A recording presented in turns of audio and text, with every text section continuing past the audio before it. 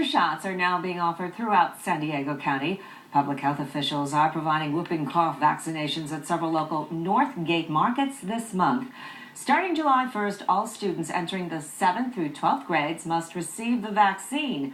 Health officials say it's important, though, for all people to get the shots to combat this ongoing pertussis epidemic in San Diego.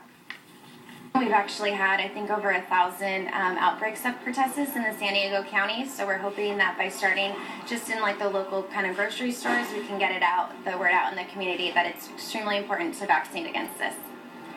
And those free whooping cough booster shots will be given at 6 North